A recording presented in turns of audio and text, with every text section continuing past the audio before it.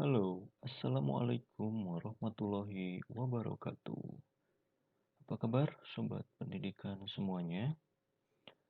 Ketemu lagi dengan saya dalam podcast pendidikan. Pada kesempatan yang baik ini, saya mau berbagi sesuatu. Apa itu sesuatunya? Namanya adalah Sekilas Pancasila. Jadi saya punya rencana untuk berbagi pengalaman dan pemahaman tentang Pancasila. Setiap orang nantinya bisa beda-beda sih menanggapi apa yang saya sampaikan ini. Saya hanya bercerita aja, berbagi gitu, tanpa ada maksud tertentu ya. So, jadi silahkan menikmati, enjoy, dengarkan podcast ini. Oke, saya mau mengawali untuk yang volume pertama ini kaitannya dengan Pancasila. Bahwa Pancasila yang saya pahami itu ibarat suatu buku manual, suatu pedoman gitu. Buku pedoman yang bisa membantu seseorang menemukan jalannya. Dengan kata lain, bahwa Pancasila itu adalah suatu pedoman bagi masyarakat Indonesia pada khususnya agar dia mampu untuk mencapai kehidupan yang lebih baik, yaitu kehidupan yang bagaimana?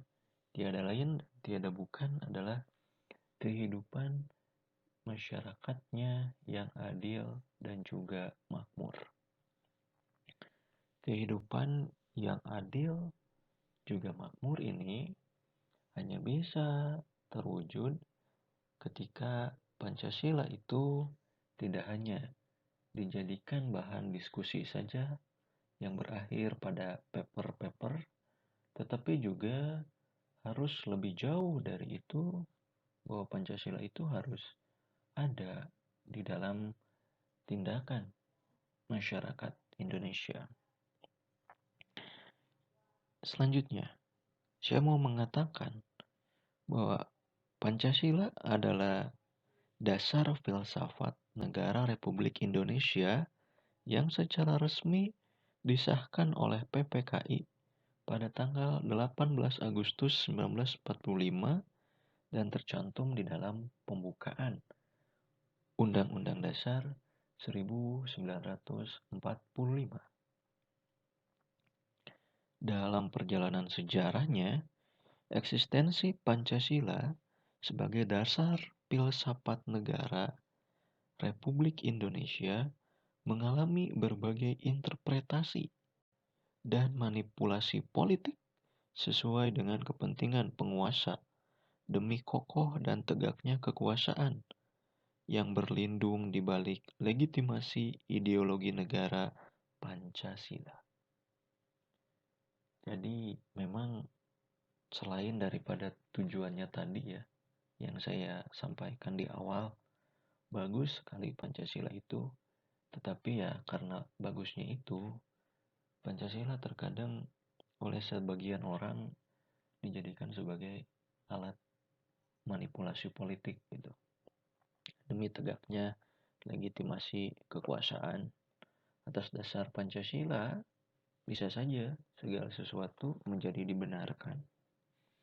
Kita pernah mengalami satu fase zaman Orde Baru di mana Pancasila dijadikan sebagai suatu senjata gitu. Ini atas nama Pancasila misalnya. Tempat ini ditutup dan lain sebagainya. Nah, begitulah gitu. Bahwa Pancasila dimaknai oleh sebagian orang sebagai alat politik kekuasaan gitu. Dan setiap orang juga memahami atau memaknai Pancasila bisa jadi berbeda-beda. Ada orang yang memahami Pancasila seperti yang saya sampaikan barusan, atau ada juga orang yang memaknai Pancasila melebihi maknanya daripada yang saya sampaikan barusan. Nah, itu semua lagi-lagi tergantung kepada interpretasi daripada tiap-tiap orang begitu. Nah, selanjutnya saya mau bahas Pancasila lebih lanjut, tapi nanti ya di podcast yang selanjutnya di Sekilas Pancasila volume 2. Untuk sementara sebagai pengantar saya cukupkan dulu sampai di sini. Ya, jangan lupa like, komen, share, dan subscribe channel ini. Mudah-mudahan channel ini bisa bermanfaat untuk semuanya. Terima kasih. Assalamualaikum warahmatullahi wabarakatuh.